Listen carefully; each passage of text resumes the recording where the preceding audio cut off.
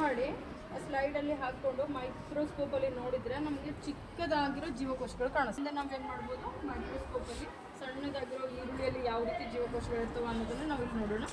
ಒಬ್ಬೊಬ್ಬರಾಗೆ ಬಂದು ವೀಕ್ಷಣೆ ಮಾಡಿ ಮತ್ತು ಅದು ಯಾವ ರೀತಿ ಇರ್ತದೆ ಅಂತ ಹೇಳಬೇಕು. ಜೀವಕೋಶದ ಪ್ರಮುಖ ಭಾಗಗಳು ಯಾವುವು ಅಂತೇಳಿ ಹೇಳಬೇಕು. ಇದು ಈ ರೀತಿ ತೆಕ್ಕೊಂಡು ಫಸ್ಟ್ ಈ ರೀತಿ ತೆಕ್ಕೊಂಡು ಆಮೇಲೆ ಈ ಸ್ಲೈಡ್ಸಲ್ಲಿ ಹಾಕ್ಕೊಂಡು ಭಾಳ ಚಿಕ್ಕದಾಗಿ ಕಟ್ ಮಾಡ್ಕೊಂಡು ಹಾಕೋಬೇಕು. ಇದರಲ್ಲಿ ಒಂಚೂರು ಹಾಕ್ಕೊಂಡು ಆಮೇಲೆ ಒಂದು ಡ್ರಾಪ್ ನೀರು ಹಾಕೊಂಡು ತಂದು ಕಾಣಿಸಿದ್ಯಾ? ಈರುಳ್ಳಿಯಲ್ಲಿ ಜೀವಕೋಶ ಕರೆಕ್ಟ್ ಅದಾವ ರೀಡರಲ್ಲಿ. ಪ್ರತಿ ಸರಿನೂ ಮೈಕ್ರೋಸ್ಕೋಪ್ ತೊಗೊಂಡೋದು ನಮ್ದು ಯಾವುದು ನೋಡ್ಬೇಕನ್ನ ತೊಗೊಂಡು ಡ್ರಾ ಮಾಡಿ.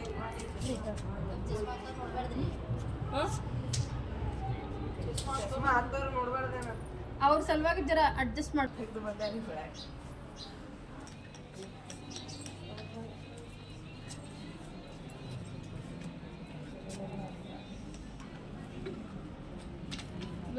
ಪ್ರಾಯೋಗಿಕವಾಗಿ ಈರುಳ್ಳಿಯಲ್ಲಿನ ಜೀವಕೋಶವನ್ನು ಸೂಕ್ಷ್ಮದರ್ಶಕ ಸಹಾಯದಿಂದ ವೀಕ್ಷಿಸಿದ್ದೇವೆ.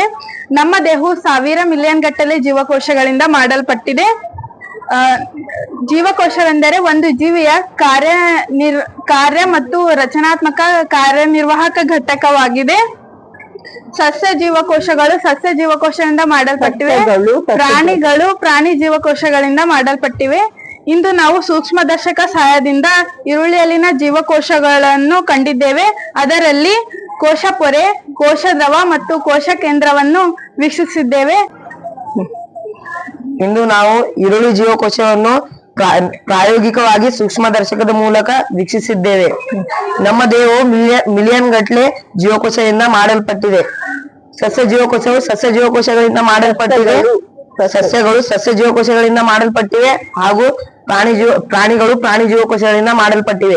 ಸಸ್ಯ ಜೀವಕೋಶಗಳು ಒಂದು ಜೀವಿಯ ರಚನಾತ್ಮಕ ಮತ್ತು ಕಾರ್ಯಾತ್ಮಕ ಘಟಕವನ್ನು ಒಳಗೊಂಡಿದೆ.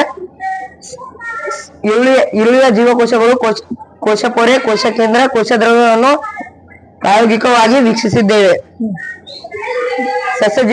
ಸಸ್ಯ ಜೀವಕೋಶವು ಆಯತಾಕಾರದಲ್ಲಿ ಇರುತ್ತದೆ.